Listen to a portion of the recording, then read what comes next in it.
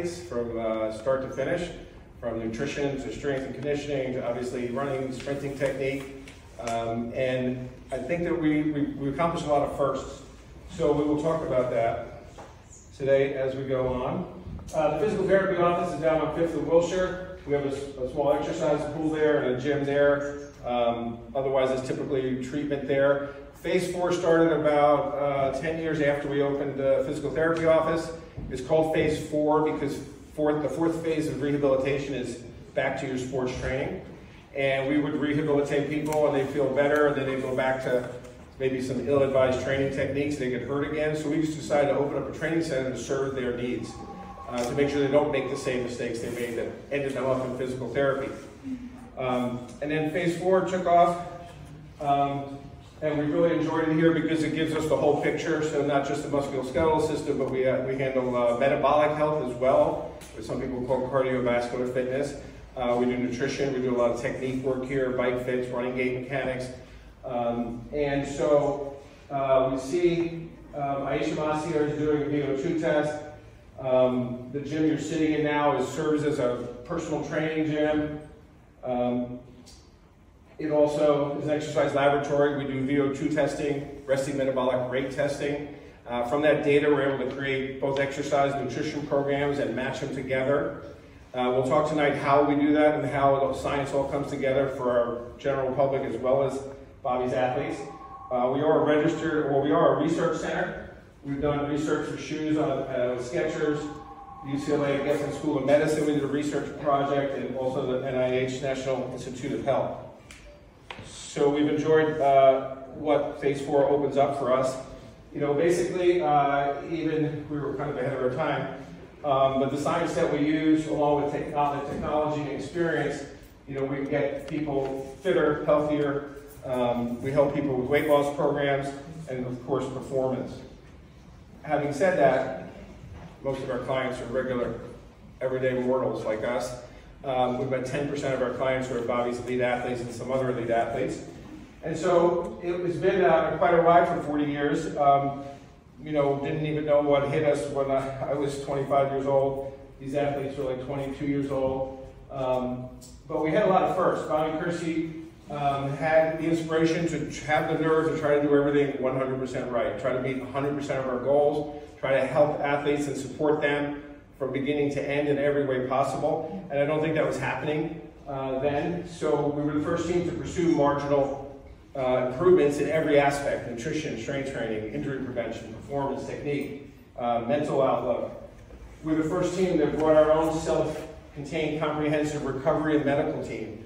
So when Dr. Rick Lehman joined the team, now we had a complete, we can handle any injury, we get a quick to accurate diagnosis, the best of medical technology, and of course we try to apply the best rehab and recovery techniques.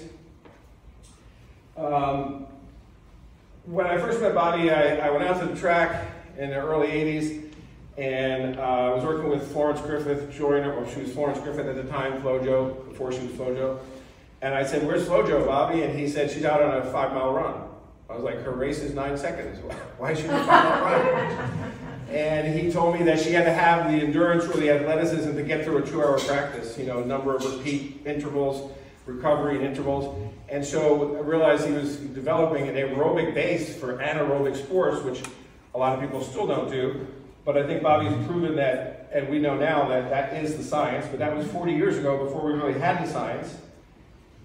We were the first team to think about strength training is not just for performance. 50% of the time that the athletes spend in here in their strength and conditioning program is really geared towards injury prevention. So mostly, weight training and strength training should be for injury prevention first. I tell my staff all we need to do is straighten our athletes out, make sure their body's straight, make sure their joints are all working, make sure they have full range of motion of every joint, make sure they have the strength of the small muscles that guide the bones through their articulation at the joint, and hand them over to coach because he makes gold medalists out of them. I don't know that gold medalists are made in the gym. Maybe they could be lost in the gym, but I'm not sure they're made here. We just feel like we just got to keep them healthy and get them the body, and magic is going to happen. So first I met Jackie Joyner Kersee, and you know, again, didn't know anything about track and field, so I thought every athlete was as tough as Jackie Joyner Kersee. They're not. In the middle. This lady is a warrior. 7-event pentathlon, world class. In 2 of those events, she'd come out and hurdle and long jump and be as good as anyone in the world and better. And that's a hell of a feat. Many people don't remember Jackie Joyner went to UCLA on a basketball scholarship. And she was also, I think, long jumping and doing track. And Bobby's like, no, not basketball. I think you're a pentathlon gold medalist. And sure enough, she was. We have lots of stories about how we got through injuries. We're going to highlight one of them with one athlete, but the truth is, it's, you know, when we're pushing athletes to the edge of their performance, and as we learned over the years how to prevent injuries, but injuries does happen, and you do have to get athletes through it. And so immediately our work in strength and conditioning and rehabilitation were just interwoven. Florence Griffith Joyner became FloJo. 1988 was just a heck of an Olympics. We had a whole team of physical therapists, massage therapists, physicians. You know, Florence did the 100, the 200, the 4x4, the 4x1. She was running like it seemed like every other day or every other hour. A lot of our recovery science came from understanding how to get Jackie Joyner through 7 events over 2 days, healthy. Sports nutrition was in its infancy. We were fighting those battles then. And it was just a heck of an Olympics where FloJo won 3 gold medals in the silver. Jackie won 2 gold medals. They both set a world record, I believe, in that Olympics. And it was a heck of a start. Again, I thought, you know, all athletes were made of the same fabric as these ladies are. We realized that it has to be nurtured. We were the first team to use a lot of water therapy for rehabilitation and for training. When we have an injury, we want to be able to jump in the water right away and maintain fitness. I think FloJo came out of the pool like 2 weeks later, set a personal best. So we knew we weren't losing fitness and it was a way for health recovery. Bobby also uses the pool running and pool therapy when the athletes need to work the motor, so to speak, but the chassis may be a little beat up or tired. And the body's a little bit sore, but we can work the motor and get a good workout. We can talk more about that. And over the years, there's lots of great athletes. I think it's over 50 medalists overall. They've all got a story. They've all got many stories. They all have many stories of Bob Kersee's strategy, both, you know, with that athlete mentally and also how to race, how to win. I was always struck that, you know, I work with also, and we'll talk a little bit about, I work with MMA fighters. You know, it's a 25-minute fight inside a cage, one-on-one. Most of the time, the strategy is go get him. I've seen Bobby have a 30-minute conversation about a 200-meter race with his athlete. It's about making sure they know exactly where they're going to be, on what curve, on the turn, what part of the race, who's going to be ahead, who's going to be behind, who not to chase, who not to let get away. And over again, I'm impressed and I've learned so much. You all know Allison Felix. That picture's not great right there. You can't see it, but Allison also stepped out. She became, we'll talk about, the most decorated track and field athlete, male or female, ever. Jackie Joyner was named as the athlete of the century. So, you know, we're really proud to have go-to-goes. Like, it went from Jackie Joyner being the greatest ever to Allison. Of course, I think Jackie's feats, my personal belief, and they're even more astounding. But, you know, Allison made a stance. Back in the day, FloJo and Jackie were fighting the stereotypes of female athletes, and they were pushing their femininity. Everyone knows about FloJo's fashion statements and dress. But Allison stepped out of what I thought was a pretty quiet professional life and took a stance against Nike when she got pregnant and they didn't want to pay her during her pregnancy. She took this picture, which you can't see, but you can see her baby scar down in the bottom of the photo. And I thought it was uncharacteristic for Allison, but I was so proud of her. And she's made a big statement, and she continues to be a thought leader for women in athletics. Amazing career. Just, you know, again, 5 Olympic Games. Jackie did 4 Olympic Games. These athletes, Gail Devers did 5 Olympic Games. She's over here on the bottom. I think that's what, you know, I'm most proud of as a physical therapist, that they can get through 5 Olympic Games. And Bobby's always said, you know, he's always planning an athlete has to have multiple Olympic Games, multiple events to improve their earning power. the longevity. And so this is, I guess my proudest achievement is helping these athletes make it through. That's 20 years of not just participating, but you don't medal at the Olympics unless you're one of the best in the world. So for 20 years to be on the top of your sport is really kind of mind-boggling. So over the last 10 Olympics, we've had, Bobby's won at least one gold medal, probably more than 50 overall, which is just amazing, again, for 40 years to have that kind of excellence. Many world records, some of which still stand, and by the end of this year, we hope to have some more.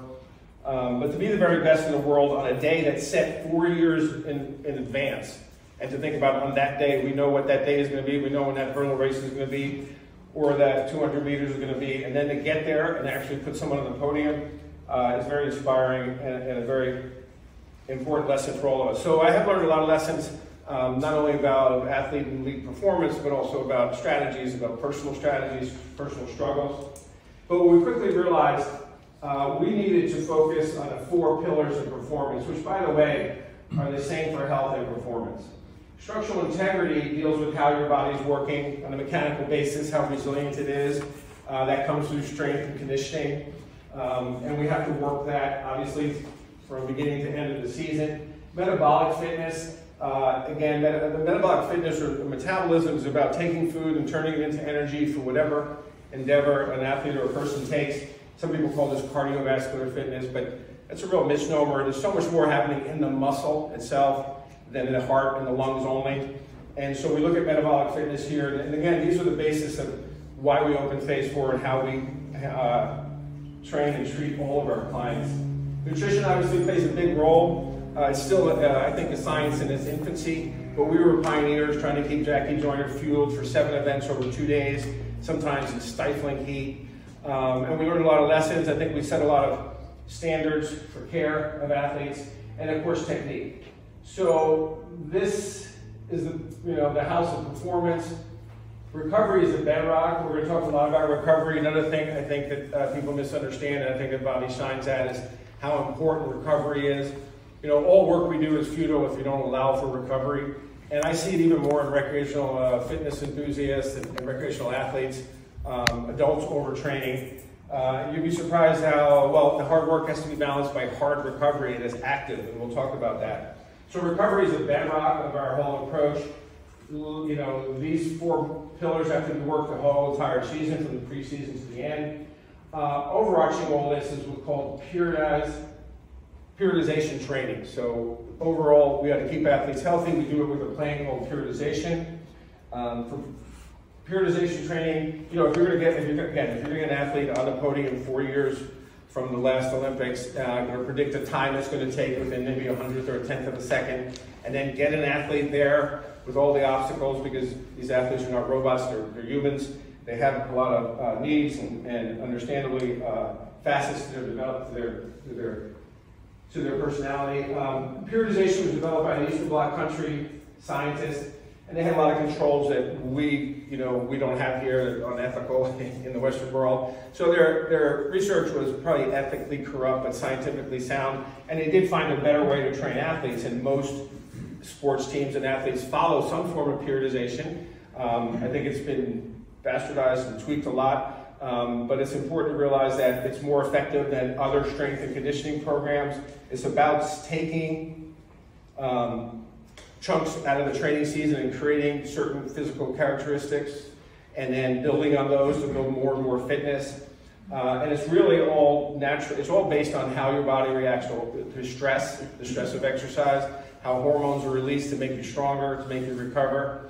And once you realize that, once we learn that, we realize that if you manipulate the exercise variables, which are mostly volume, how much work you're doing, you can do it in total meters of running, total hours, total minutes, total yards, that's volume.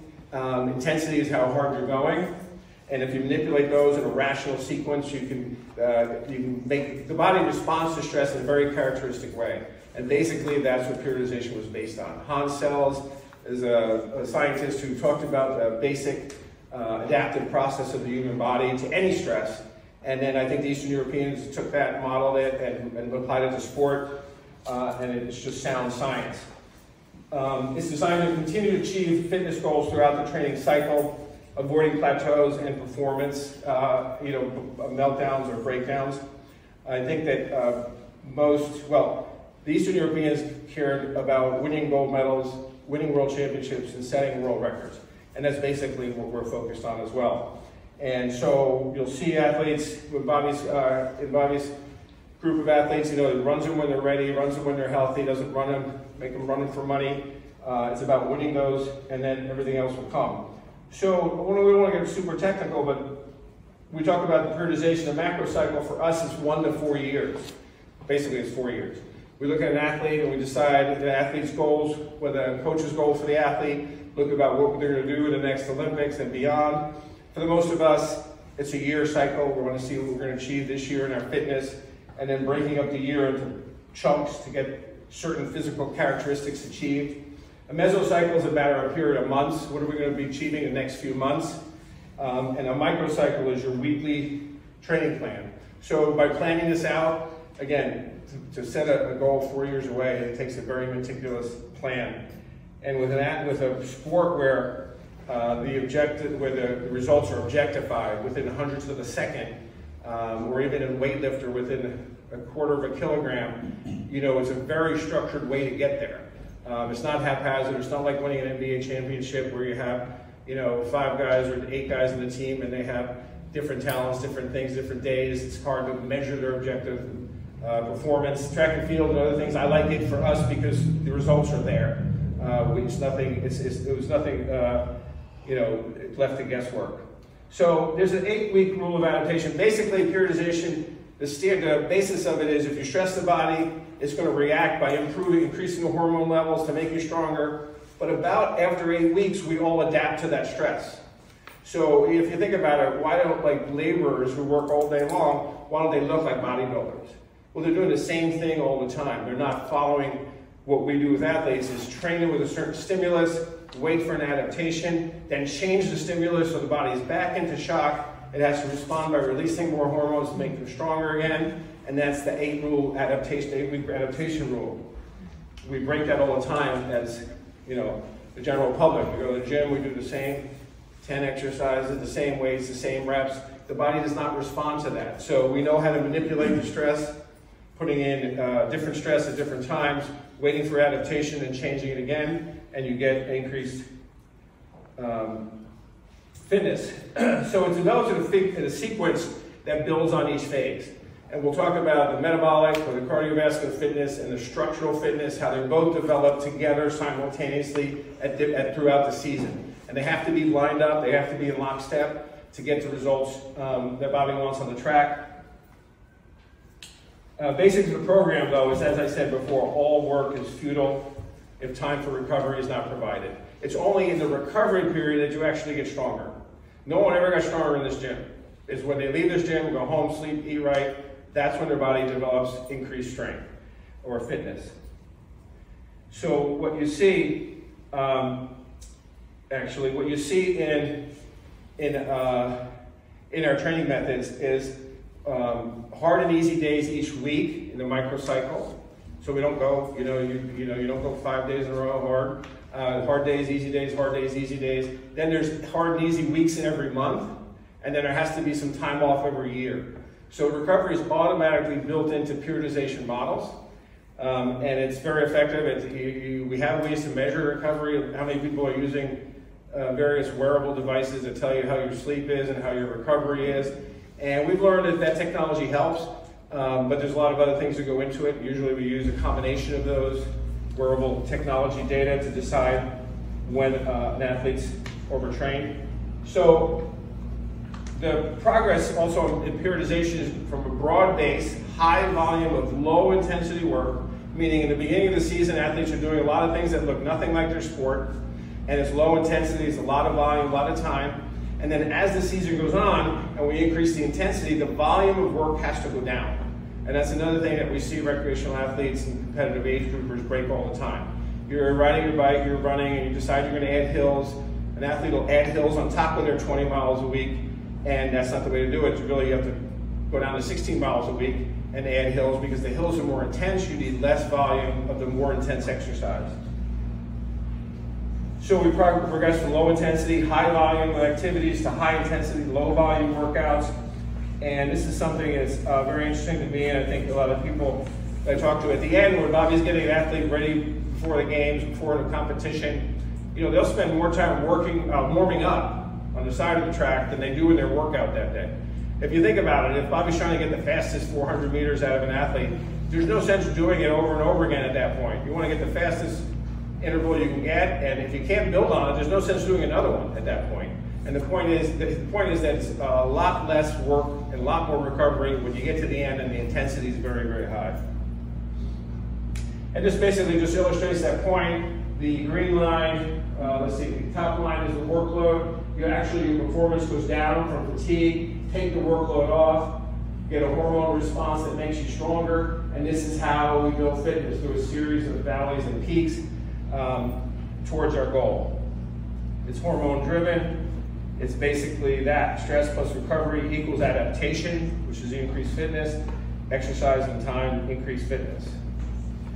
If it's not periodized and varied after adaptation occurs, then the athlete's going to get stale, their hormones are going to fade, they're not going to have the backup of the work they're doing. And that's what the important part of changing the stress about every 8 weeks.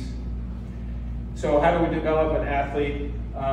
This again might be the strength program here in the gym, but it also matches what they're doing on the track. In the beginning of the season, it's very big volume of work, very low intensity. This is the foundation of our training.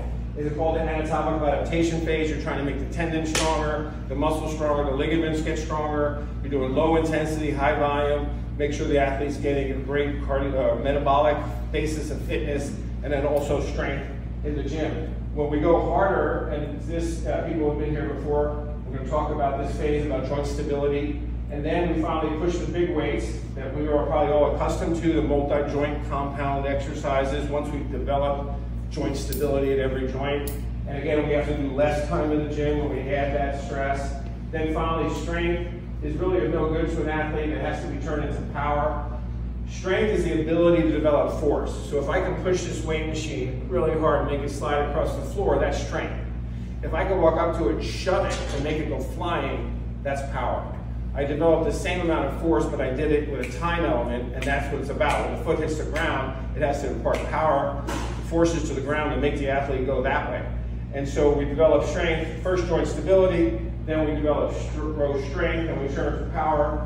Strength endurance is the ability to do that over and over again. And again, when you have a multi-event athlete who might run multiple heats in 100 and multiple heats in the 200 over a 5 or 6 day course, it's really important that they have the endurance to hold that up. Finally, speed, and then we hit a peak. So you see the volume was high, the intensity was low. As we increased intensity, we had to reduce the volume. So there's a lot less training as the season goes on. I have no idea why this didn't come out. There it is. That's why I have to push a button. I don't want you to get your eyes clouded over with the graph, but it's very simple. Heart rate, exercise intensity, how fast you're going. Heart rate. Those two go together. They increase together as you work out. But while we're all sitting here now, we're using our aerobic energy system. That means that we have enough oxygen now because we're not doing much, and we combine it with fats to make energy. And if we were all to stand up and start walking and start running faster and faster, we would finally get to a threshold where we're burning fats, but we're going into the anaerobic threshold and starting to burn carbohydrates. So your anaerobic system, which is great in case you're going too hard, you can't breathe fast enough to get in oxygen, the body has the ability to make energy anaerobically without oxygen. The problem is it burns carbohydrates, produces lactic acid. You only have so many carbs in your body. You have a lot of fat in your body, even the skinniest person in here. The skinniest person in here probably has enough fat in their body to run 2 marathons right now if their body could do it. Carbohydrates run out. When you go at high intensity, they run out. If you're to have the ability to burn more and more fats at higher and higher heart rates, you're likely to be burning more carbs, you can bonk over the course of 5 days when you're running multiple heats. And also, the problem is when you use this system, lactic acid is associated with fatigue. And the great thing about this is that when you develop a killer aerobic system, it actually eats lactic acid as an energy source. So it helps you clear it when you do go harder. And that's been the genius that I think Bobby Kersee brought to track and field. That opened my eyes. I was fresh out of school. I'm like, Coach, what are you doing? He explained it, and then I saw it. But basically, this is about how much work someone can do. Here's your heart rate, your intensity. This guy is going along. He does not have fat adaptation. He's not a better butter burner. He's a carb burner because he's been training at high intensity all the time. And right away, his lactic levels are going to go up. And he's going to feel fatigue. He's not going to perform as well. He or she, they're going to burn through the carbs. They might run out of carbs. The anaerobic system, after 8, 12 weeks of training, that flattens out that curve. The lactic acid stays lower at higher and higher heart rates. So at higher speeds. So say this guy crossed his threshold here and it was a 10-minute mile. Now he's going an 8-minute mile. And he's still aerobic here. That athlete is going to do better. How many people are running a marathon? The only reason the marathon is even held its allure for 4,000 years, whatever it is, since Philippides ran from Marathon to Athens, is that about a mile 18, most humans will run out of carbohydrates. So if you don't train to be a better butter burner, to burn more fat, everyone crashes at mile 18. And if you go out here on the course 2 Sundays ago, you can see it. At mile 18, it is a gruesome sign. Not necessary. If those athletes had trained at a pace that taught their body to burn more fat, they keep running until mile 26. So fat adaptation is well known in endurance athletics. Bobby Kersee proved that it's important for anaerobic sports. How do we determine that? This is a VO2 test going on. The guy's wearing a mask. We do it right here. It's a fancy $10,000 machine. It tells us when you're burning fat, and then we go faster and faster, and all of a sudden it's, oh, now you're burning fat and carbs. Then we keep going, and then finally you're burning only carbs. We want to find out what heart rate corresponds to that energy system. It really has nothing to do with your heart. Just a heart rate just tells us, because we just tested it, what energy system you're at 113 beats per minute, 125, 135, 145. And then we're going to find that threshold, and if you want to become a better butter burner, you have to work out below your aerobic threshold. Let me show you. Heart rate specific fitness plans re-engineers your body on a cellular level to burn fat. How does it do that? You increase little organelles in your cell called mitochondria that take fat and oxygen and make energy. This is all pure science, it's not theory. You increase the capillary network, the vascular system that brings fat and oxygen to the muscle cell and takes away waste products and carbon dioxide and lactic acid. So when you do this aerobic work, you increase the amount of energy your cells can produce aerobically, and you're improving, say, the gas lines to bring fuel and the exhaust lines to take it away and take away the waste products. And then you're going to need that infrastructure. So when those athletes are going anaerobic and running the fastest they can for 100 meters, they're going to need this infrastructure. They're going to need the infrastructure that's only created through more aerobic training. So it takes the guesswork out of it. We love doing it to help set heart rate zones and tell people to go out and train, and we retest them, and you can see in the science that they're better. We really like doing a test right before the event.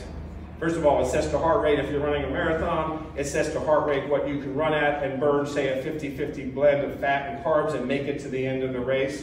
It also tells the athlete you're ready to go. It gives them confidence. It also tells the coach, there's no excuse here. This athlete's ready to go. If they don't perform, it's something else we have to deal with. So the benefits of aerobic training in anaerobic sports: develops physiological infrastructure, teaches the body to burn more fat, decreases lactic acid production, spares the carbohydrates. When you see Allison Felix like seemingly pull away from the field, it's not that she's pulling away or going that much faster. They're fading, and she's got that aerobic base foundation. She'd burn more fat in that blend for the 200, say they're going 400 meters through 200 and 300 meters. And that's why it looks like she's able to pull ahead. And if you don't know, it's the same with really 100 meters. Everyone slows down at about 60 meters in a 100-meter race.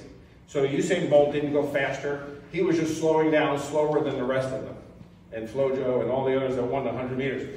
Gail Devers was a world-class hurdler. You know, Bobby's expertise in sprints, jumps, and hurdling. And Devers was also a warrior. She went to 5 Olympic Games as well. If you remember, she was winning a race in 92 Olympics and hit the 8th hurdle and went down and slid on her butt. Took 4th, I think, on her butt. That was it? The 10th. Oh, the 10th hurdle. Correct, it's 10th hurdle. And that was so unfortunate.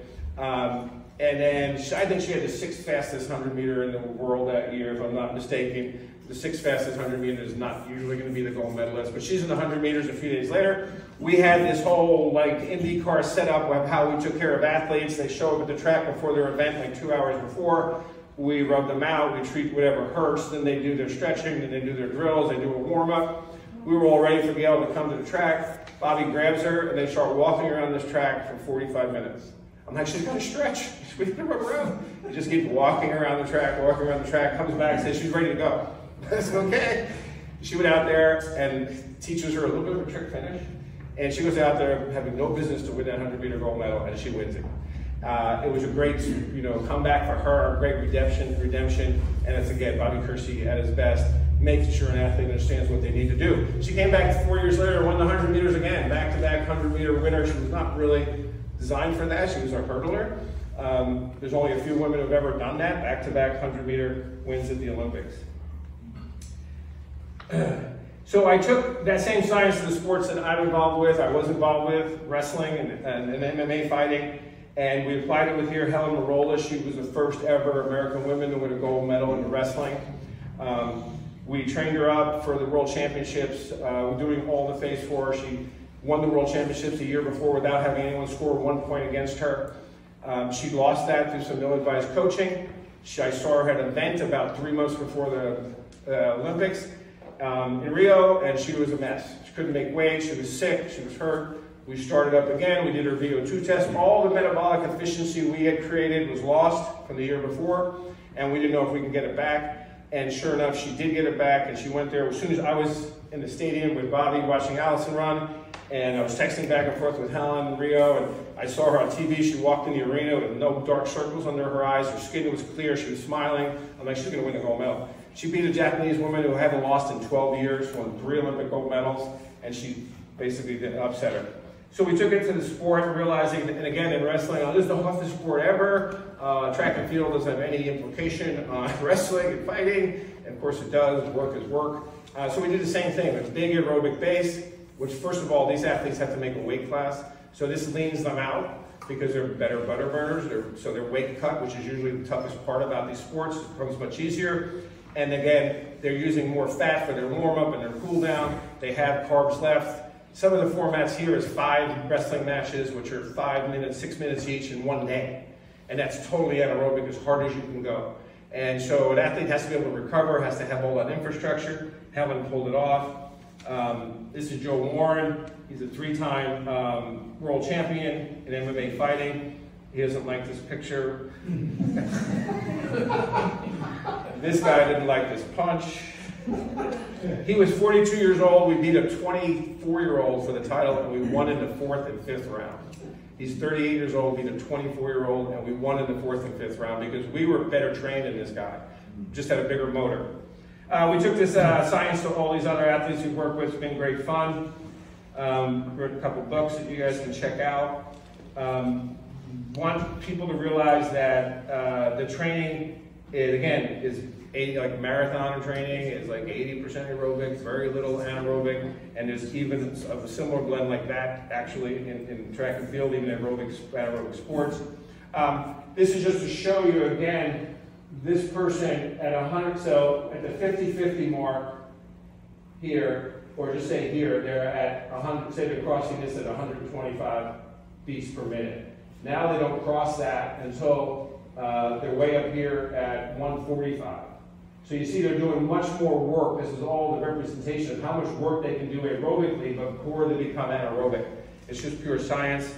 How do you develop that? It's in stepwise fashion. This is classic periodization. We're stepping up, stepping up. We can only hold a peak for about 8 weeks, 8-week rule. This is a challenge Bobby has in the U.S. because for us to make the Olympic, or his athletes to make the Olympic team, you have to be amongst the best in the world because we have the best sprinters and jumpers in the world. So you have to peak for the world, for the Olympics.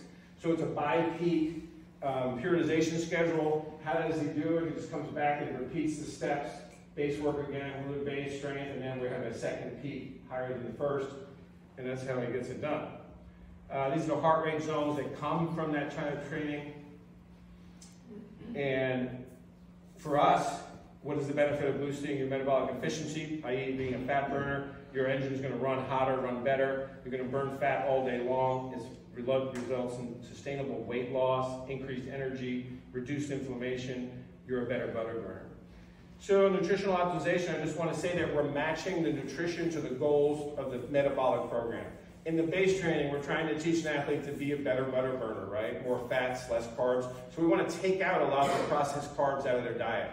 We don't take out carbs, we take out the processed carbs. So anything that's white, we say if it's white, it ain't right. So rice, potatoes, pasta. At this time in the training, we're eating legumes and other vegetables and some fruit, and that's where we're getting our carbs. And we're at a reduced carb level because we're not burning carbs, and we're trying to tell the body not to learn how to burn carbs. It's easy to get that back. What we're teaching the body is to burn more fats, so the diet is more fats, more healthy fats. Olive oil, avocados, lots of healthy fats. How many people think fat makes you fat? Good, because fat doesn't make you fat. How many people know that carbs make you fat? So the whole thing is turned on its head, and it's important to realize that we match the goals that Bobby has for that athlete and their training, their conditioning, with their diet and their weight training. Now everything's working together.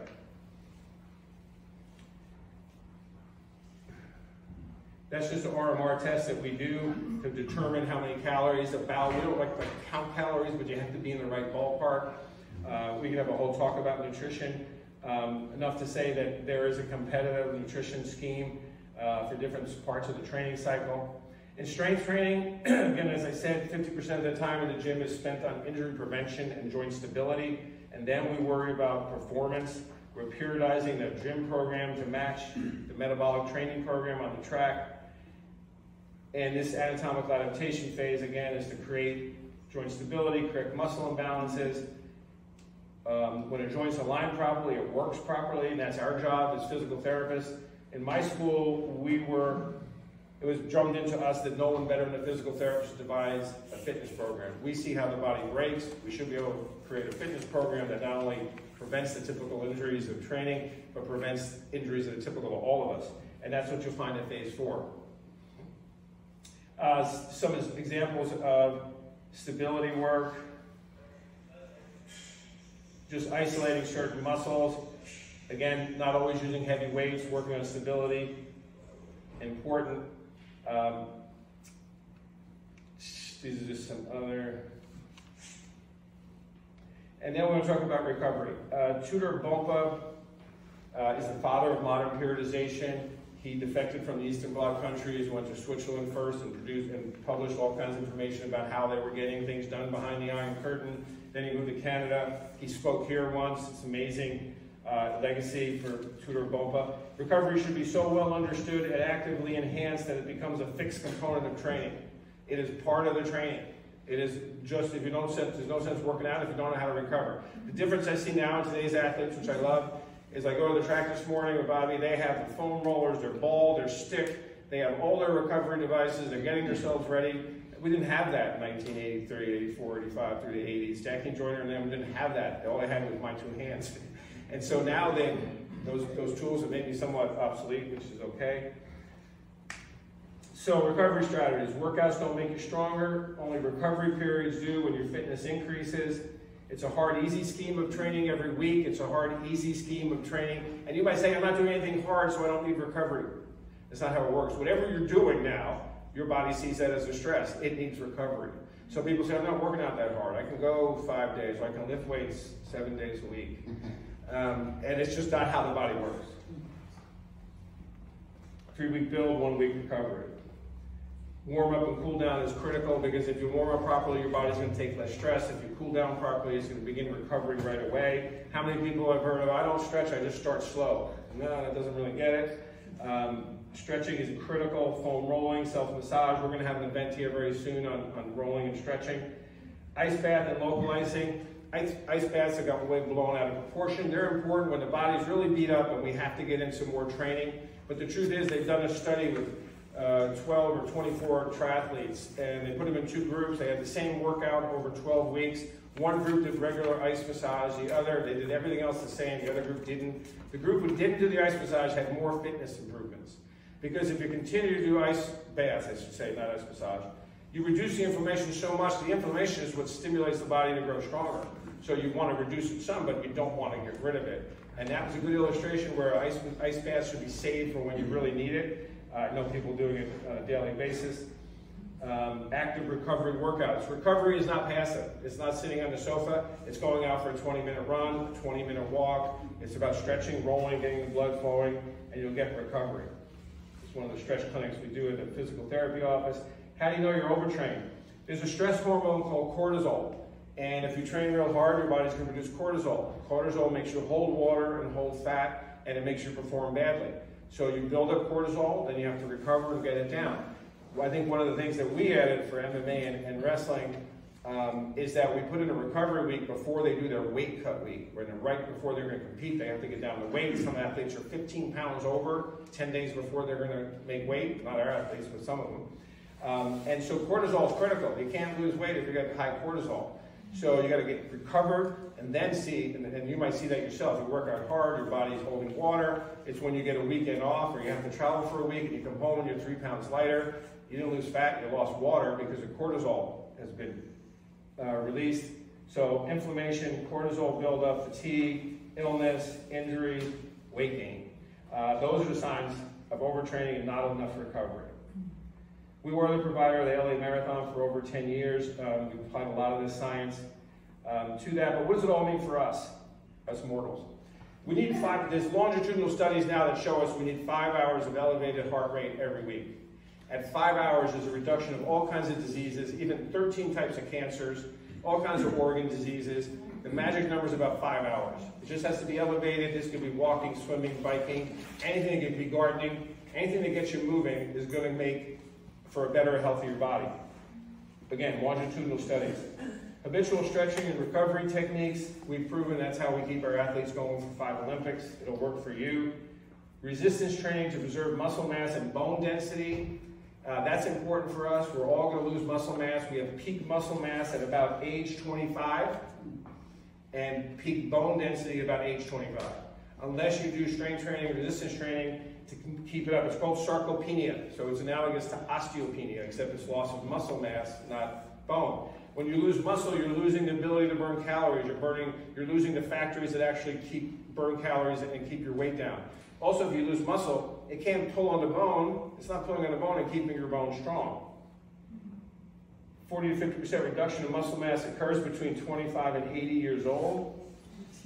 Translates to decreased metabolic expenditure, less calories. That's insidious weight gain. I thought there was another one, but there's not. I just want to show you something. Unfortunately, 100 days before the 2016 Olympics, Allyson Felix suffered a possible career-ending, certainly a season-ending injury, where she sprained her ankle. You can see the swelling. And I just want to play this because this brings together all how we do it. How Bobby Kersee, myself, and the close working relationship with Dr. Rick Lehman, how we have a team that gets injury happen, took in stride. We knew exactly what to do. We had to get ready for the Olympic trials.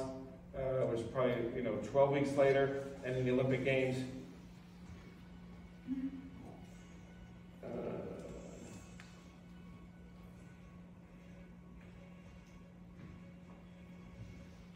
That's not pretty. For someone who makes a living with their legs. That was the injury. Lateral ankle sprain, severe, grade 3, 2, and 3. We contacted Rick Lehman right away.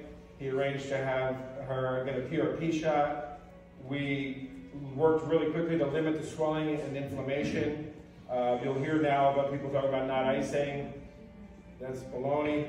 We got to get rid of the swelling because the swelling cuts off blood flow to other tissues, so you get more damage.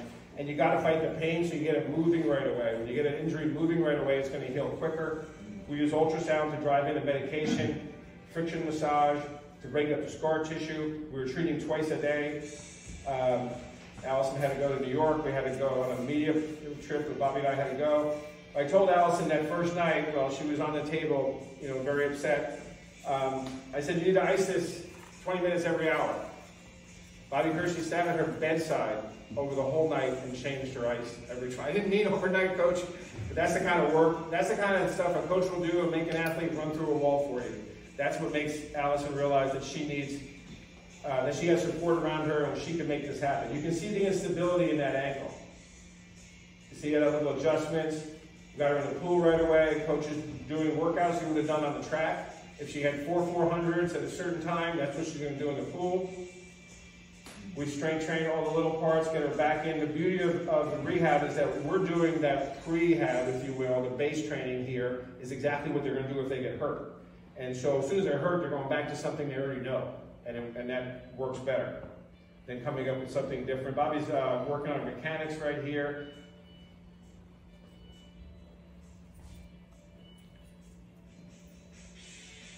This is when we were out of town as well, so like it doesn't stop, it can't stop. We went to New York for I think 36 hours, needed to do what we needed to do.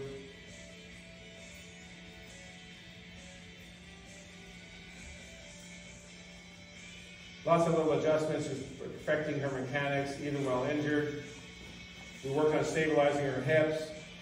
We do this usually with cables and resistance. Here we're doing it with rubber tubing. She was in the pool for plyometrics because her ankle would not tolerate box jumping and regular plyometrics on the ground.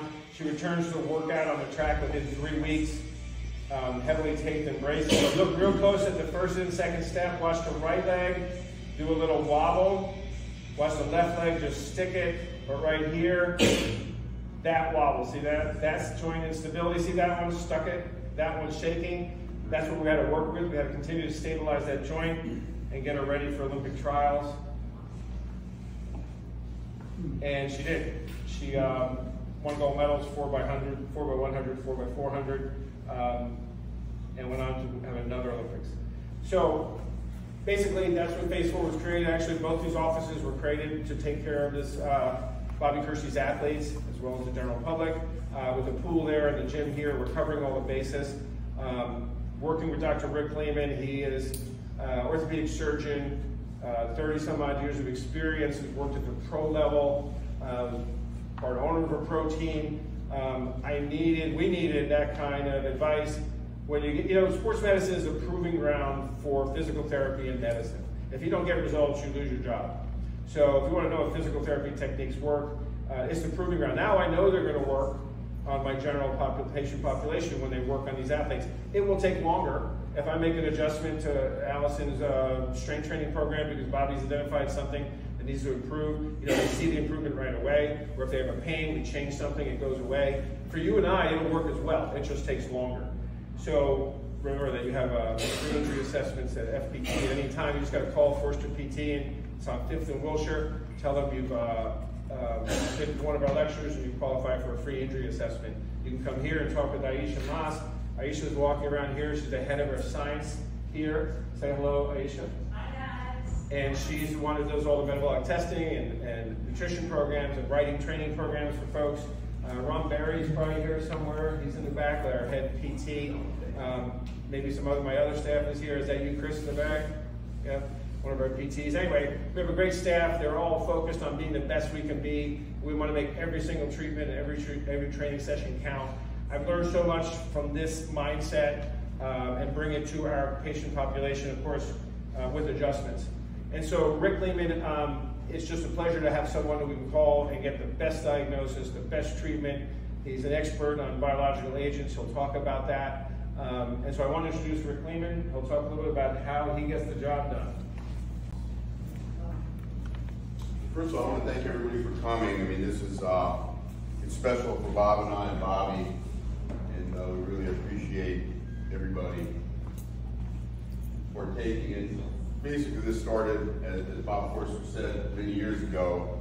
I met Jackie in St. Louis and started taking care of her after taking care of a sprinter guy named Ivan Crockett, who was a 100-meter sprinter. And Bobby and I and Bob have been taking care of athletes ever since. Bob and I, Kersee and I were part of the medical staff at the St. Louis Blues. I went on to be an NHL team position for 2 other NHL teams, so I've been doing this a long time. And I think really the crux of this whole story is Bobby. He's not just one of the greatest track coaches, he's one of the greatest coaches, and you can't underscore that enough. I also think the team, as Bob Forster said, is really everything. And we just do it different, and I think we've been doing it so long, we probably do actually do it a little bit better. But I think the team approach, total communication, Bobby and I are on the phone all the time, Bob Forster and I are on the phone all the time. And when an athlete gets injured, it's just almost immediate in terms of treatment. One thing that Bob said that's really important is you have to make a diagnosis. I saw a girl probably 2-3 days ago, Illinois State champion. She's going to the University of Michigan next year. She's a sprinter, and they've been treating her hamstring with some kind of salve for 2.5 months. She keeps hurting her hamstring. You can't do it that way. You have to make the diagnosis. If you've had an injury, you need to get the appropriate test, which we'll talk about here in a minute. Make the diagnosis, understand the process of the healing, and understand exactly what you're treating. And if you don't have a solid diagnosis and a solid focus of what you're treating, this is going to go on forever, and you're just going to get re-injured. Okay. How do I switch the slide? Just there. 50 cup rail.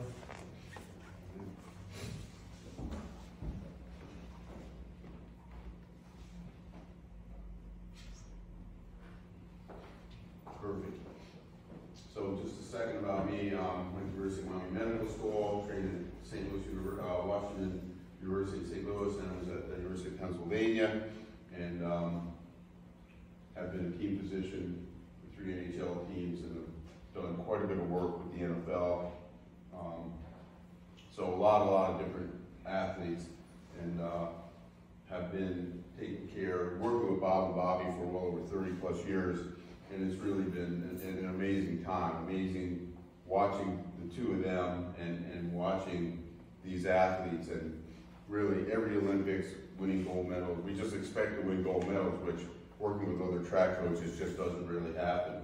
Bob Forster, you're going to meet Bobby here in a second, who's really not only a great coach, but I think a really good friend of Bob and I. And I think the three of us are really tight, and I think that makes a big difference. But I think it's a team approach. It's looking at an athlete, everyone has their input, and being a team to understand, hey, this is how we're going to get it treated. Someone got hurt the other day, 2 days later she gets an MRI, and we have an answer, and within 4 or 5 days we have a treatment plan. And I just don't think you see that, you really don't see that in any other track and field team. So I think, again, the team approach has been huge. I think making the diagnosis is everything. And making the diagnosis really means understanding what's out there. Neuro-MRI, it's a new technique. It tells us about the nerve in a soft tissue injury.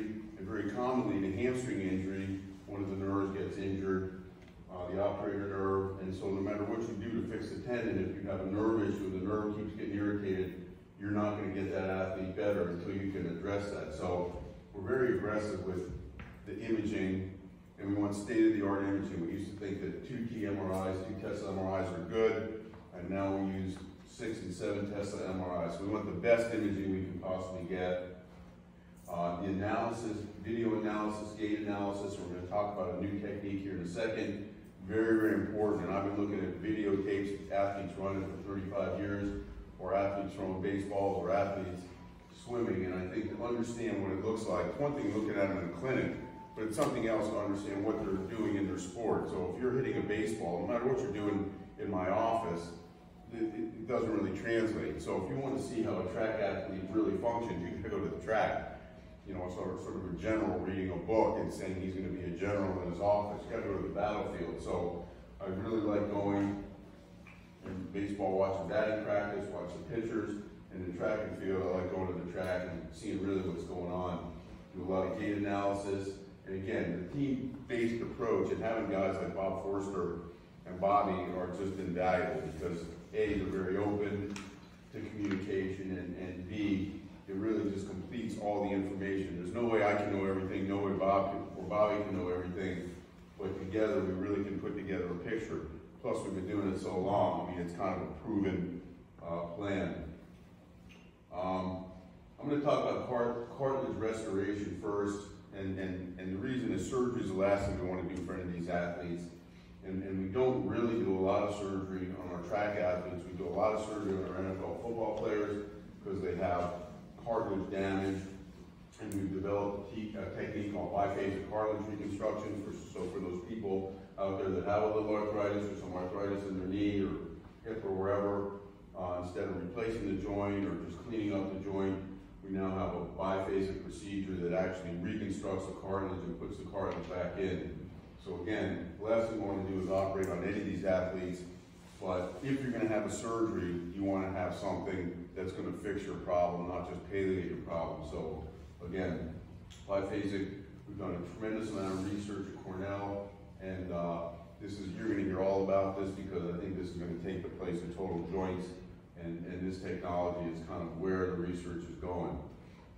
The thing we do a lot in our athletes, probably more the track athletes, but athletes across the board, you've all heard about this, biologics. Biologic treatment, getting your body to heal your body. And I'm a big fan. I think the athletes are probably sick of hearing about it.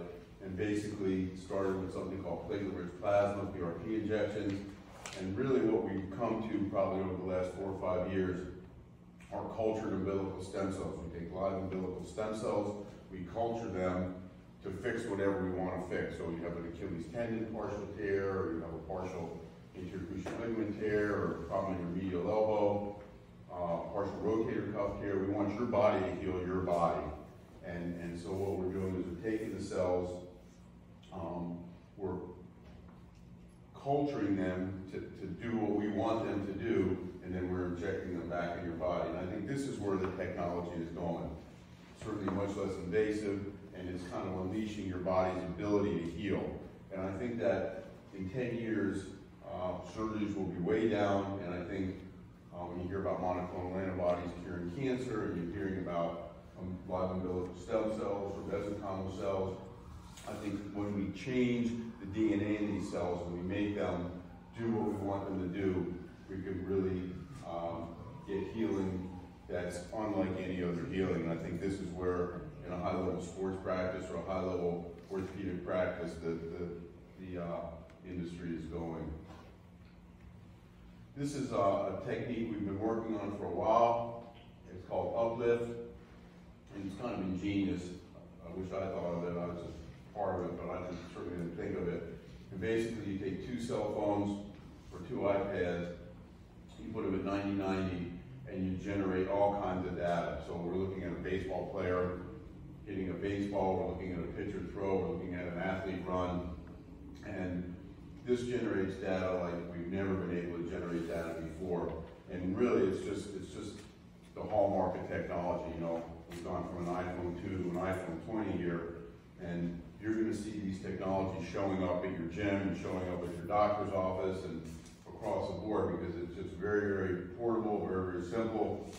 And I think what you're going to see, not particularly just the uplift, but this technology in general, understanding just what Bob was talking about, how you can generate the most torque, how you're going to build strength, what you're doing that helps you build strength, and what you're doing that helps you just break down. So from a technological standpoint, what we want to do is we want the most possible data, biomechanical movements, strength training, stresses in the joint, and once we can understand that, we think we can prevent injuries, right? So if we can decrease the stress in the inside elbow, part of the elbow, in a major league pitcher, at least Tommy John surgeons we're doing, and me personally, we do a lot, will be diminished. So again, if we can stop these athletes, track athletes from having injuries, it's a lot easier than treating them once they've had an injury. And I think this is where the technology is going. Towards the V testing, very similar, 3D motion analysis, all computer generated, developed in Australia. We use it for our athletes. A, are they ready to return to playing football, baseball, basketball? And again, it's very similar to collate the data and see, are you really ready? Are you balanced? Where are your weaknesses? What's your core strength that you're going to be able to hold up if you're running 100 meters? So again, very, very technical based sports practice, and I think that as we all get together and and we kind of look at the data, we kind of understand who's ready to go, who's rehabbed, and then what we need to do to rehab that athlete. Physical therapy, as Bob talked about. Blood flow restriction, you may all be familiar, is a technique where you're going to decrease blood flow, so every rep that you're doing is a max rep. So if you have degenerative arthritis in your knee, we said, all right, let's do some squats. You can't really do squats. So what you can do is you can decrease the amount of oxygen going to the muscle and do very minimal exercise and getting a maximal burn. So certainly techniques today have taught us a great deal about how we can decrease joint stresses and maximize strength. Again, transitioning the athlete back to track, that's Bob Forster's forte. So we're taking them from this gym out to the track. We don't want them to get re-injured. We want them to perform, and we want to make sure that long term they're going to be healthy.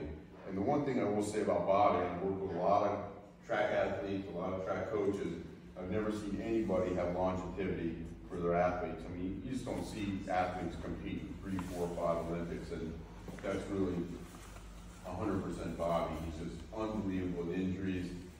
He wants to hear what you have to say, and it's kind of a team effort. And I think the fact that so many of these athletes have been in multiple Olympics is amazing. And clearly, a lot of the athletes we take care of, one and done, maybe they get to 2 Olympics, but they can't really perform.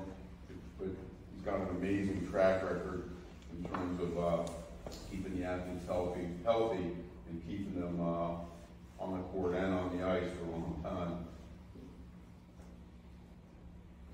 So again, just to sum up, make a diagnosis. If you go to the doctor and you're having pain in your heel, make sure they make a diagnosis. Don't just get sent to therapy, take some anti-inflammatories. You got to know exactly what you're treating, how bad it is, what the prognosis is, and where the course is going to treat you. Heavily on biologics, try to stay away from surgery. You know, people out there that are running, that are training, you're privy to the same analysis. So you want to ask these questions. Ask Bob Forster, let's do a running analysis. Let's see exactly what your track mechanics look like, your foot strike, your weight transition. You want to rehab, you want to get back to the track, and then again, get back to full participation. Thank you.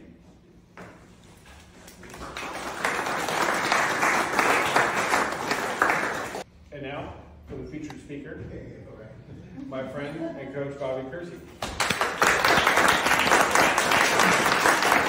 You really love sports, you really love coaching. If you're going to do it, you need to do it from a science base. And this is back in 1972. And he was a biology teacher as well. And he said, what I need you to do is to learn biology, and he taught me some words of kinesiology and exercise physiology. And then he told me, he said, if you want to, he said, you're a Christian man, you read the Bible. He said, the Bible that you want to read as an athletic person is Gray's Anatomy.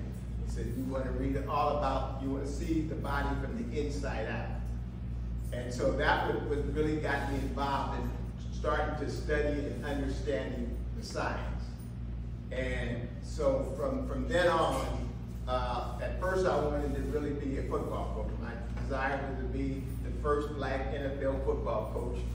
Then Art Shell came along and coached the Oakland Raiders, and so that went out the window. And as I grew up also, my mom was an athlete and she enjoyed sports, and we used to watch Olympic Games, and I saw this coach named Ed Temple in Olympic Games, and then I started, because I was running track and played football a little bit when I was little and came up. And then I saw what Coach Temple was doing about this woman Rudolph from Wyoming Attias, this coaching the South. And I said, you know what, I really like to be an Olympic coach. And so that kind of inspired me to get back into just studying track and field from watching Coach Temple in 1964 and then 1968, and seeing what he was doing with a women's team back in the South in Tennessee. And so I really got involved both from the science aspect and then from coaching track and field from two coaches that inspired me. And so over the years, I really knew the importance of being able to understand how to coach technique properly and all that, and at the same time, start to understand the science of it. And what I figured out, and I want to talk about me in the NASCAR way, and because I love NASCAR, Formula One, either one, I consider myself the crew chief, all right? I got an owner to answer to in terms of whether it's USA Track and Field, United States Olympic Team, and get my athlete on the Olympic team or whatever. It's my job to have that athlete ready to go. And then obviously I have the car. And the funny thing about when it comes down to the NASCAR analogy there, the car for me is an athlete that is both the driver as well as the car. And so when I have to talk, my biggest problem from year by year is being able to talk to the athlete mentally from the neck up first in terms of being the driver, in terms of how I need you to train, how I need you to drive this car. And then also what's difficult is like Bob was talking about recovering, Dr. Lehman in terms about recovering health and keeping them going, is from the neck down, I have to also teach them in terms of when I want you to drive it, how the car is going to be driven, how hard it's going to be driven. All right, you look at using Formula One or NASCAR, you look at different tracks. Some tracks runs this way, some tracks runs that way. So I have to know if Talladega, Alabama, is a 2.5-mile track versus Bristol, Tennessee, and a half mile and a quarter-mile track, and so everything I have to start analyzing how this car is going to run.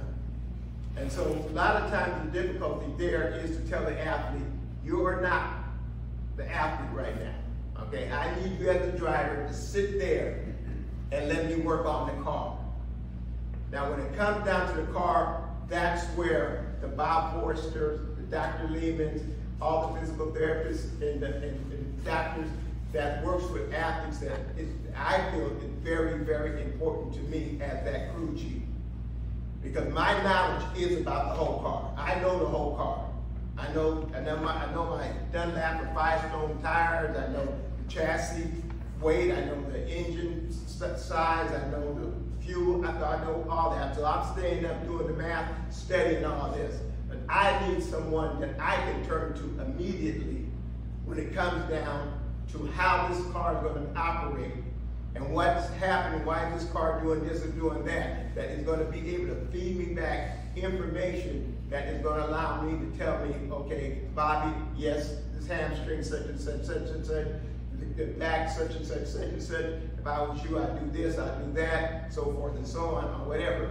So that data that I get in from Dr. Lehman and from Bob Forster, and I just came back from Arizona working with Dr. Rob Mann, who did the running analysis of my athletes, and just over the years like Bob was saying, when Allison Felix went down in terms of being able to have all that information right away, found out it's not broken, it's this, Bob is that, so forth and so on. Within a 24-hour period, no more than 48 hours. This happened on April 16th, 2016. So starting in the middle, we're getting ready to start in the middle, almost 2 weeks from now. We're getting ready to start our charge towards our outdoor season, getting ready for the Olympic trials to make the Olympic team and go on to Olympic Games, because we had to make the Olympic team first, like Bob was saying. And so now, all this looked like it was out the window. Once I heard from Dr. Lehman, it wasn't broken, then I was on, okay?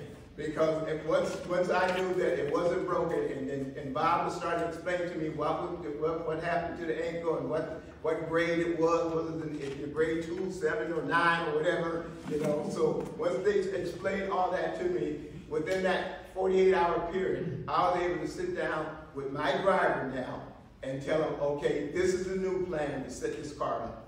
This is what we got to do now. All right, these are the adjustments that we have to make. This is the things that we're going to be doing, all right, based on the knowledge that I got from Dr. Lehman, based on the knowledge that I'm getting from Bob Forster, based on the things that I'm going to do day by day by day. We're going to reconstruct our peak pier. We're going to go in here. We're going to use the pool this way, and then eventually we're going to go to bike or whatever. That, and the same thing going back to like Bob was showing, talking about the instability or whatever. I was able to talk to Bob about that. Bob passed that information on to me. I was able to talk to Ralph Mann. Ralph Mann was there, to how she looked, how Allison looked in her stride gait, her stride frequency, or whatever, at the beginning of the year in February, and now how she's looking right now, and so I was able to get that information in to make those adjustments. So what I'm trying to say is that they talk about Team Bob Kersee or this, right, whatever. The word I wanted to say is, you can't make chicken salad out of chicken boo-boo. I'm going to say something else like boo-boo. Okay? All right? So, so I cut what my success is that I get this great chicken salad from the beginning. All right? My job is just to have to carry it from the kitchen to you and serve it to the public. But in order to not screw that up, to not stumble on my way and let that salad fall or whatever, I can take a chicken salad and make it into chicken boo-boo. Okay? And that's what I don't want to do. And being able to have people like Dr. Lehman and Bob Forster and physical therapists that I work with throughout my career is that information that they feed me allows me to be able to go back to my athletes, all right, both as a driver and as the car, and saying, hey, listen, this is how the car is functioning right now. If you do this, we do that, we do this, we do that, we'll be okay. I don't know if anybody saw that movie, The Days of Thunder, with Robert Duvall and Tom Cruise. And there's a part in the movie when Tom Cruise was the driver, and Robert Duvall was the crew chief, and he was setting up this car, and Tom Cruise was just driving his car every which way but loose any way he wanted to, burning up tires and blowing engines and whatever. And so Robert Duvall was getting ready to throw his hands up, and the owner said, wait a minute, hold on, talk to the man, and whatever. So Robert Duvall came out and told Tom Cruise in this movie, he said, listen here, let's do it this way. Let's look at this tire, let's look at the engine gauge, and just blah, blah, blah. You go out there and drive this car 6 laps any way you want to drive it. All right?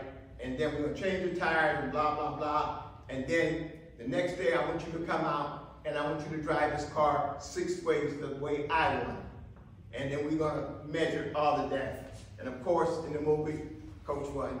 All right? All right, had less tire wear, all right? Less wear on the engine, all right? More fuel, better capacity or what have you, okay? And the car was quicker for the 6 laps. That's what they provide to me. If I can get the data from my pit crew, if you will, and tell me what's going on with the tires, what's going on with the engine, how your chassis is set up, what's the balance of the car, how big the fuel in the tank is, blah, blah, blah, and I just go home and start doing the math. And then I can get the athlete from the neck up to drive this car the way at practice, okay, all right, qualifying laps or whatever, and then drive it the way I need you to drive it come race day. All right, we can win. My birthday's February 17th, so of course Daytona 500 is first race of the year. So that's one of the races that I try to go to for my birthday as often as I can. But that's my job.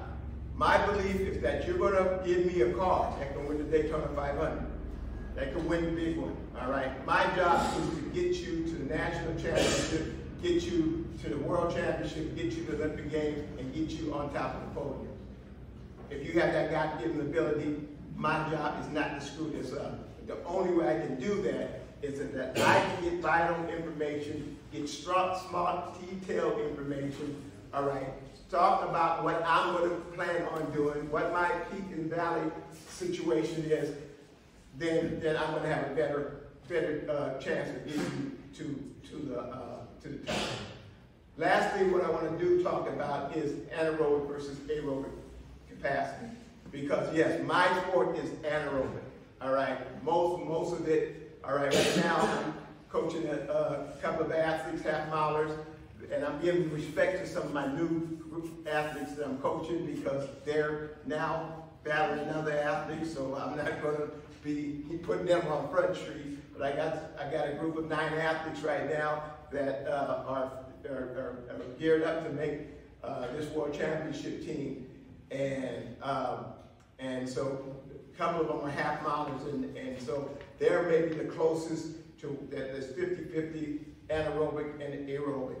But my program is based off that aerobic capacity, because even when we have to have that anaerobic, all right, base at the end, it's that anaerobic threshold of a base that's important. And as Bob explained, and I'm not going to go through it, and he did the greatest job I've ever seen.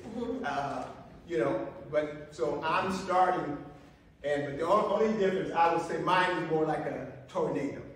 Because my big old base is all up here at first, big old wide base, and then I'm going to start to feel it, tunnel it down, and tunnel it down, and tunnel it down, and then when it hits the ground, that's when I'm going to get the greatest impact. And so being able to have my athletes that handle that big massive up here and then eventually start gradually tunneling down and building up that force and then building up that speed, all right, and then ripping through the other athletes is where my anaerobic, my aerobic base work leading down to the anaerobic speed and power that we put on them, not only through the rounds, but I mean through a race, but through the rounds. And that's the other thing about World Championship, the recovery that Dr. Lehman and Bob was talking about. We have to recover from the Olympic trials and then go to the Olympic Games. We got to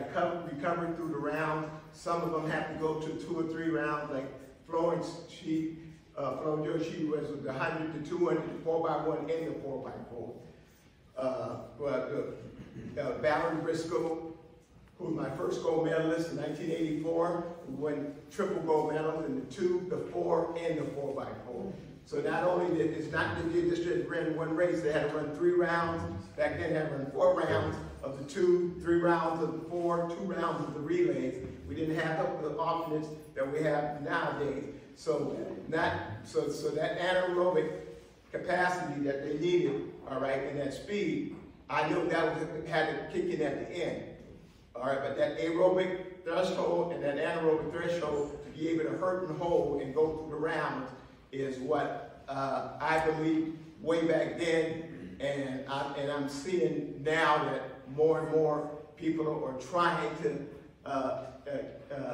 copy some of the things that we're doing, but dollars is short now because I think we're getting ahead of the game even further.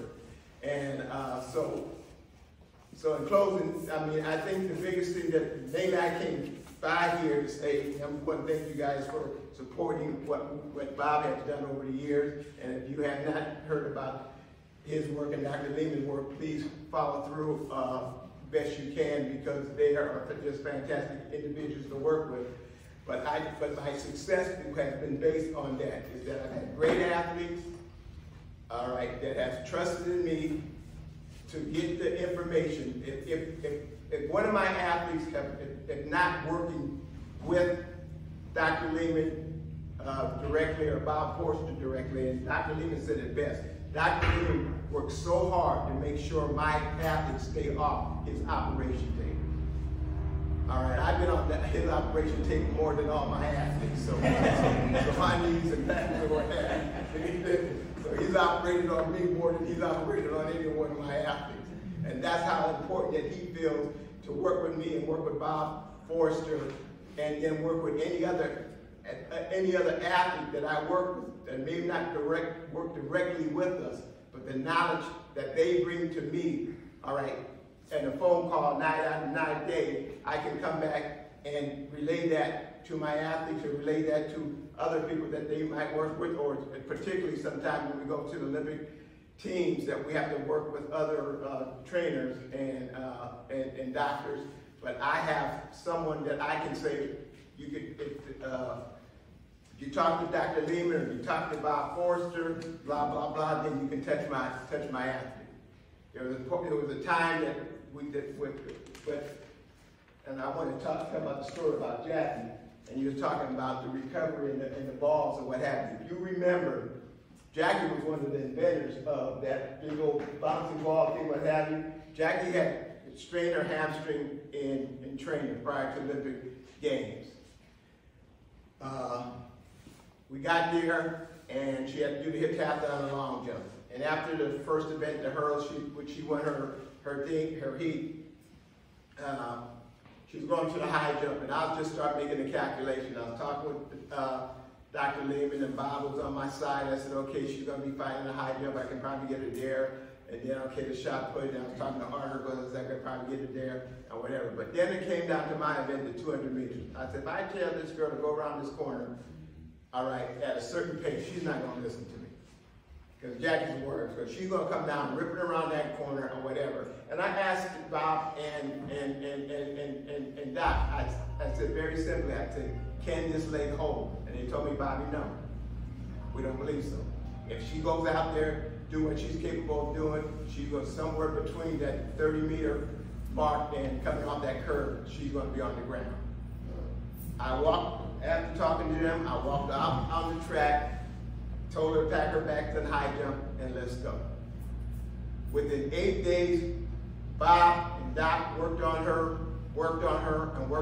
She had a bicep femoris tear this big or whatever. She goes out there and just missed by inches, winning the gold medal, winning the bronze medal. But if you look back at the Olympic trials from that year, you're going to see Jackie. She has a hammer. She got a ball peen hammer, and she got a tennis ball. She cut the tennis ball, and she wrapped it, and she was digging into that hamstring that Bob was teaching her, or whatever, okay, in between rounds. She's rushing over there to Bob, stretching out the hip flexor, whatever they're doing, blah, blah, blah, whatever. I didn't say nothing. I didn't say a doggone thing. I made one adjustment for Jackie. She looked at me one time out of 6 jumps. Who she looked at the most was Bob Forster and Dr. Lehman, because she knew that she could perform, but if her leg didn't hold, all right, then it wasn't going to happen. And so that's where the information that I want to share with you, because I not only just work with world-class athletes. If I'm working with you and you come to me and say, Bobby, would you get me in shape for the marathon, or you get me in shape to just get in shape or whatever, I'm going to get all the data first. Okay, I'm going to make sure that that the diagnosis is done. I'm going to get all the information I can get about your body, all right, and what your goals and objectives are, and get all that calculated before I cut you and say, okay, now set, let's go. Thank you for your time. It's been a pleasure being here.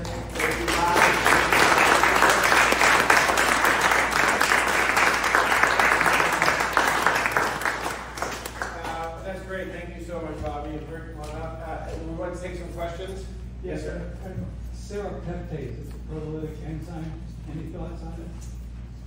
No, Doc might have some more thoughts. Serapeptase is a proteolytic enzyme, supposedly it dissolves dead tissue, maybe scar tissue. That's correct. Is it any thoughts, positive or negative on it?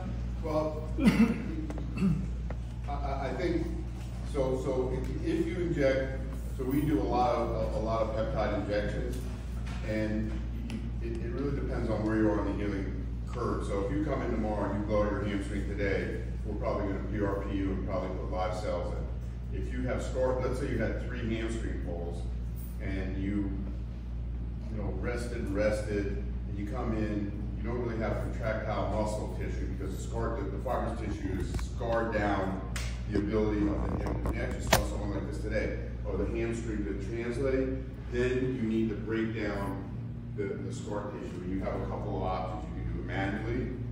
You can do it with some type of motor device. There's a number of motor devices. Eastern Europeans use them. We don't really use them that much in the States, but Eastern Europeans use them. Or you can inject peptides, and the peptides probably work the best in scar tissue that's probably 3 or 4 months old or longer. Now, in someone who's got an earlier injury, then you're going to break down normal fascial tissue. You got to be a little bit careful.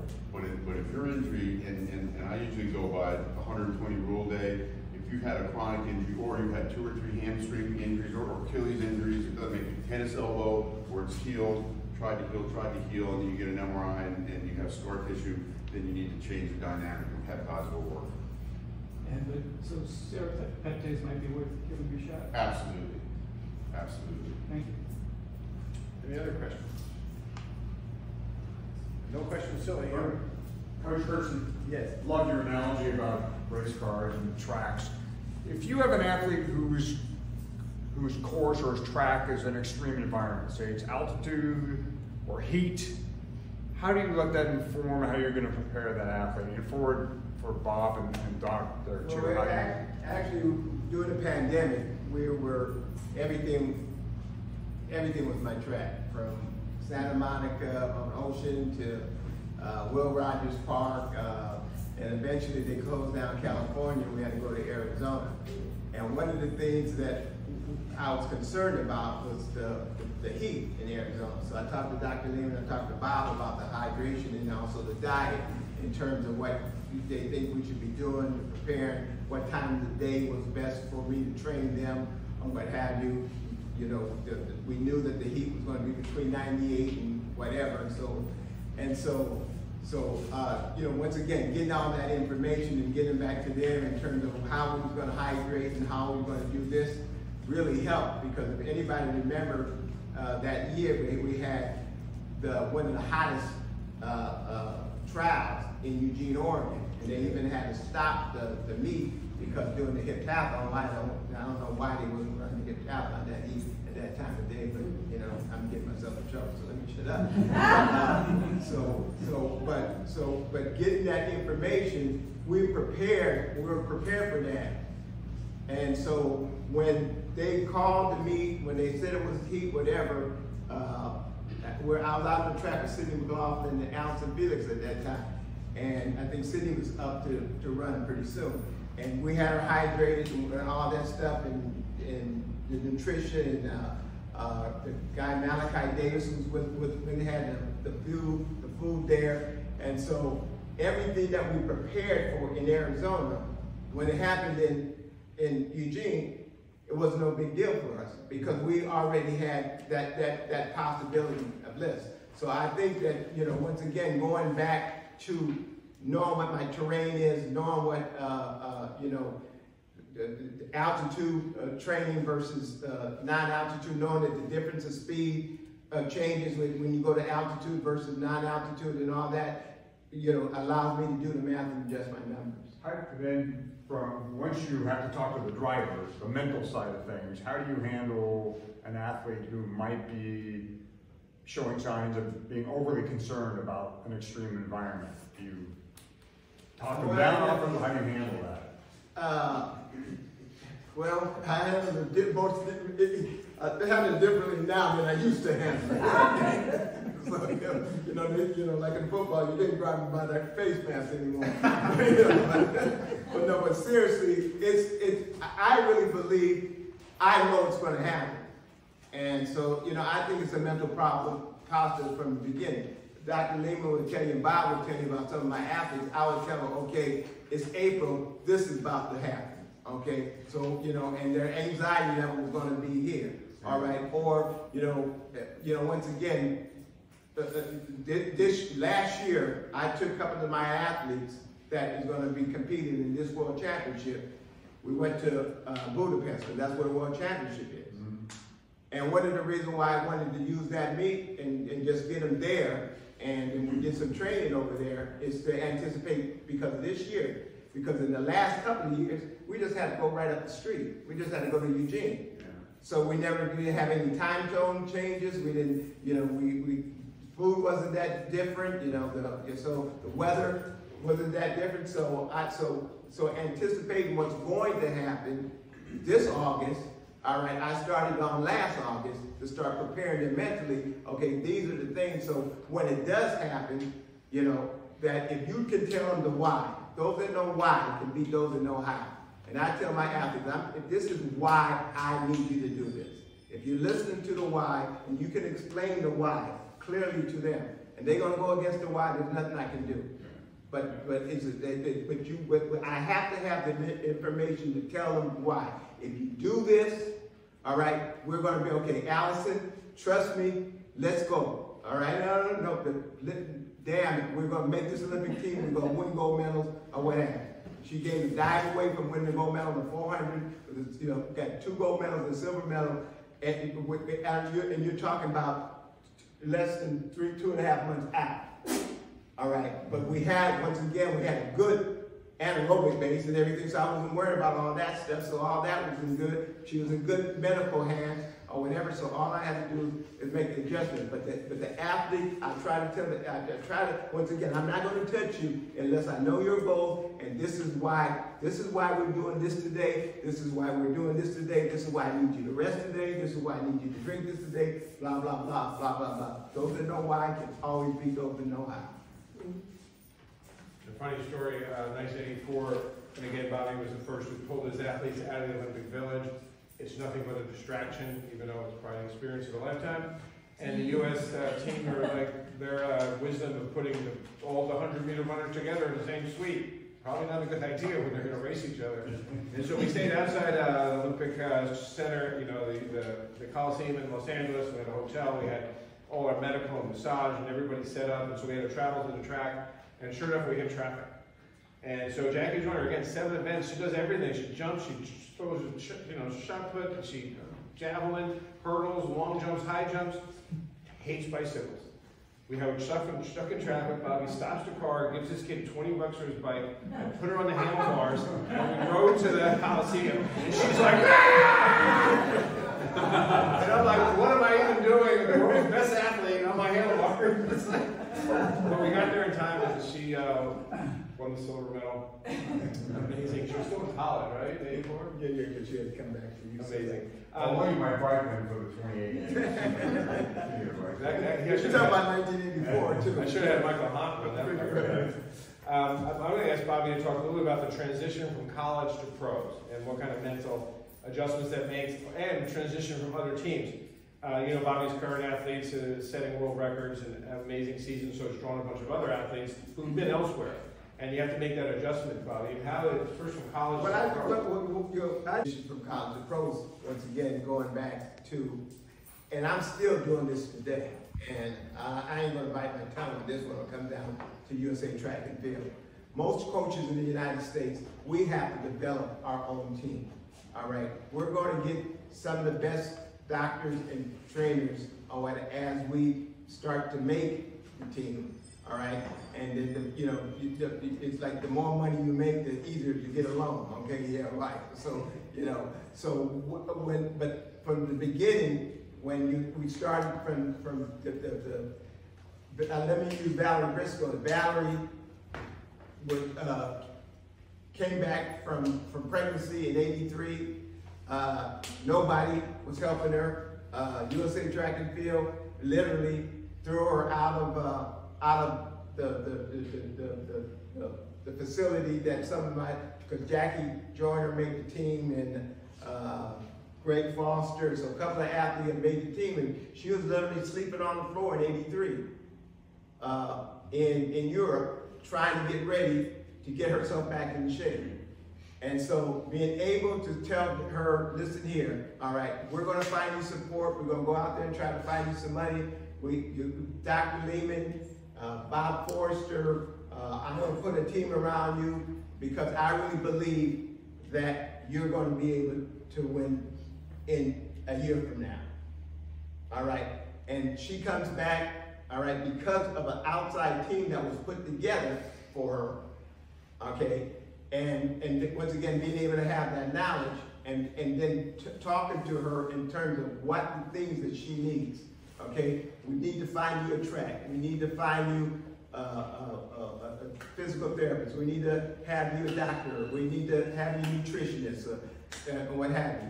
And so the development of that team is what is really supporting a lot of us in the coaching world in the United States. Because once we can get them to that level, then it's easier.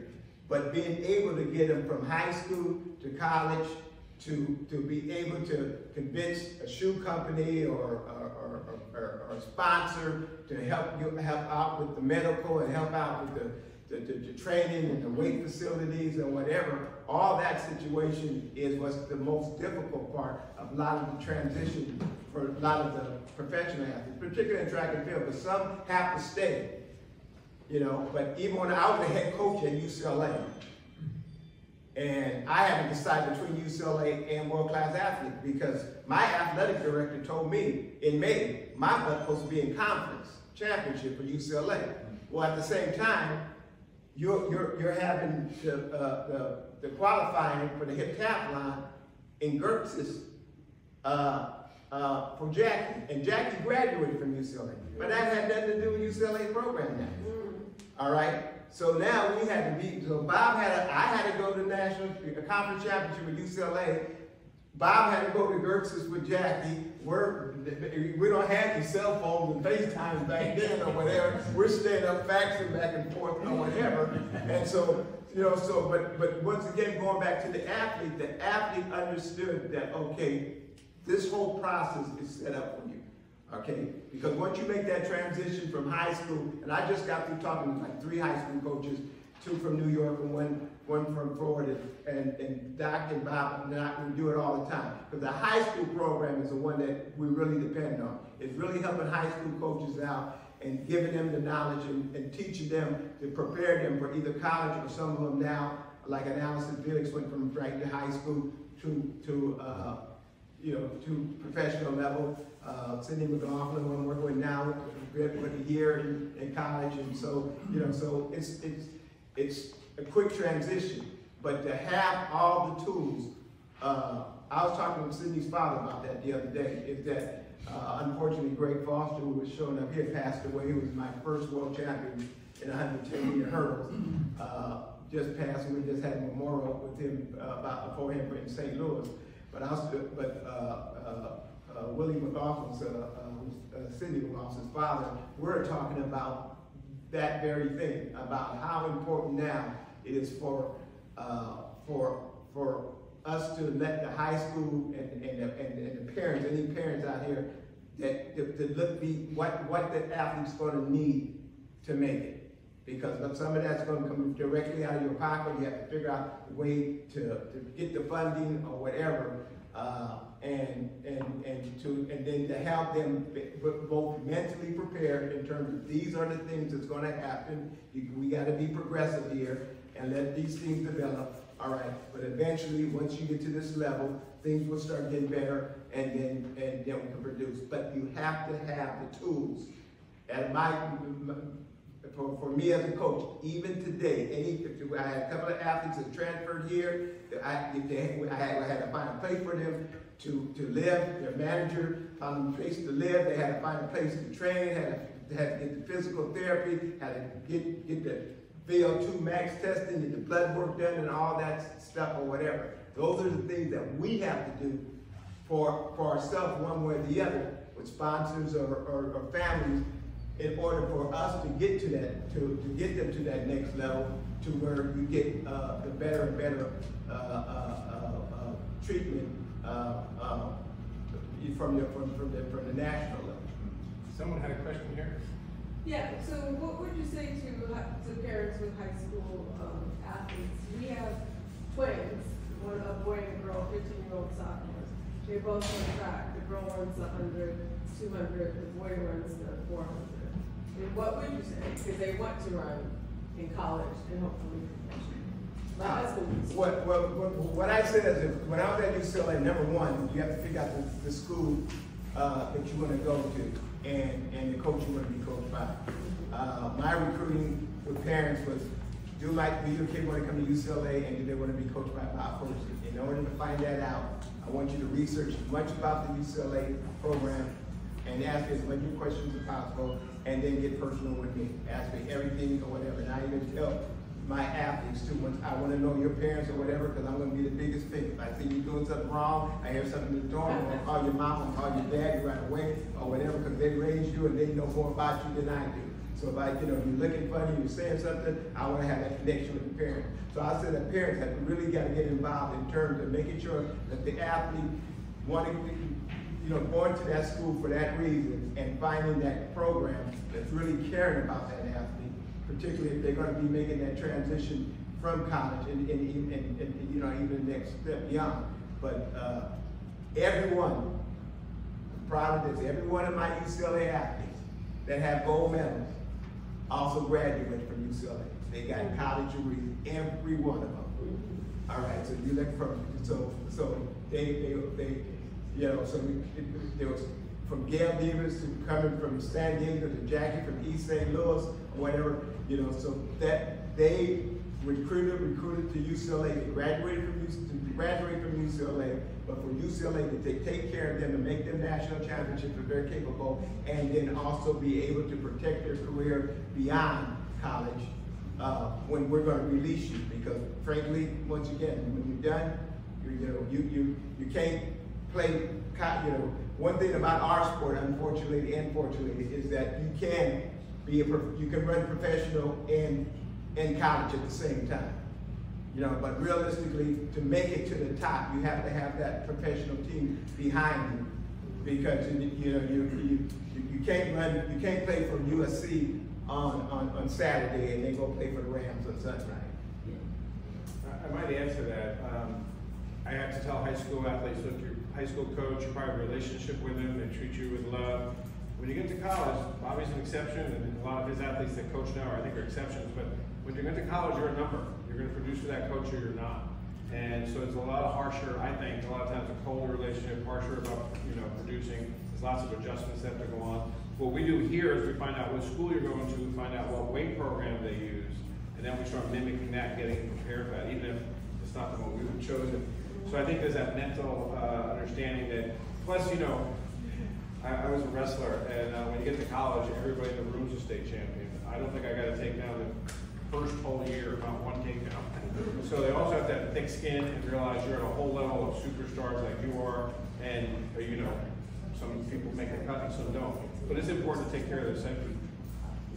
And please notice that I mentioned SC and the Rams, and although I'm a UCLA person, so give me some props. Do you have your athletes use PEMF treatment? The pulse electromagnetic treatment? Do you guys have your athletes, and then also if it's just maintenance, if they do use it, do you limit the amount of time that you have them? Because I've heard recently that you're supposed to only. Well, the truth is, the way we approach rehab is it has to be active and physical. Yes, we use passive modalities that supposedly have all these great techniques, and every 4 years, the charlatans come out of the woodwork, and they're trying to sell everything from, you name it, they're trying to sell it to the athletes.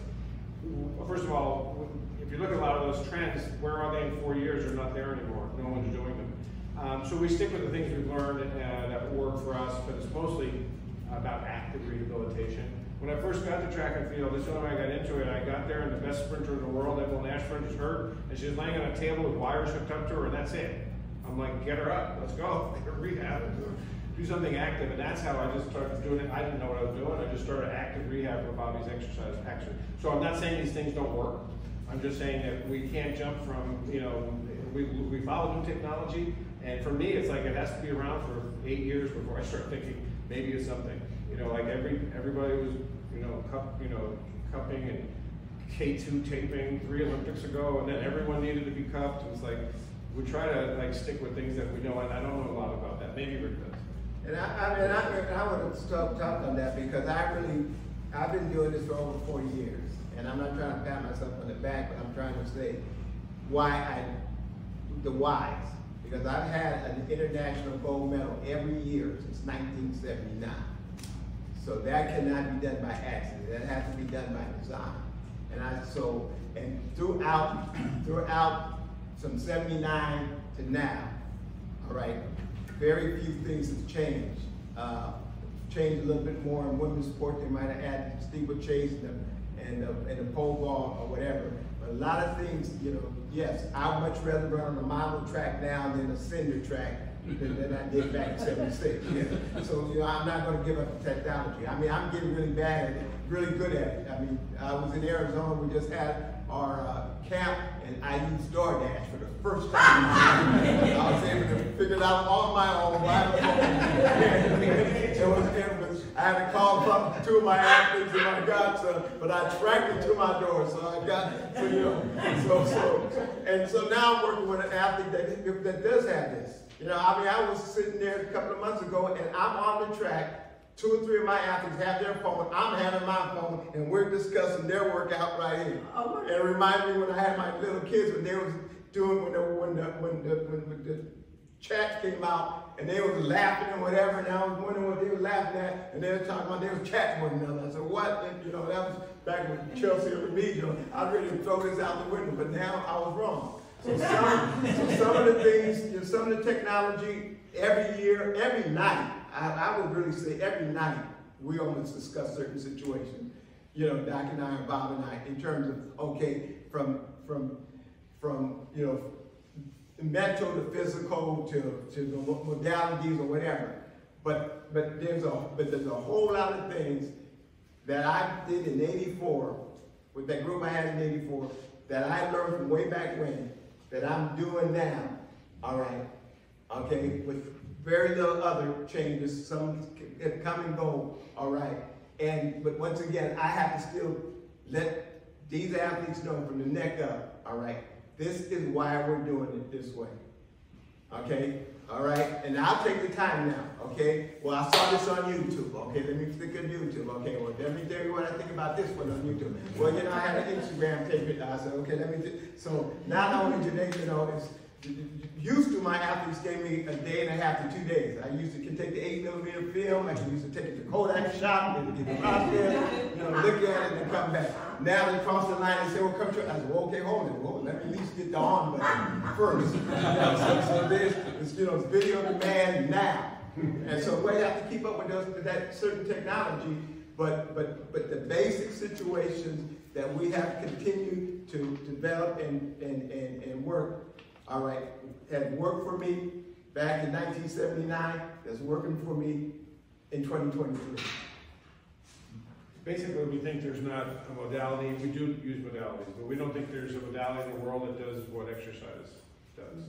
Sure. So I meant more as a supplement, like not instead of, but in addition to. Understood. I understand. Yeah. And so we're always just trying to look for the active alternative. Any other questions? Yes. I've known you a while, and I know that your first Olympic Games were 1984, but I just found out that you guys met in 1983. So since this is 2023, that would mean soon you're celebrating the 40-year anniversary. Are we going to do cake? Yeah. What is 40? And I bet you won't bring me any roses. But do you know what date that is that you first met in 1983? Because the winter of '83, I go in. So this is your 40-year anniversary. Yeah, it is. And our bookend is going to be 2028 Olympics in Los Angeles.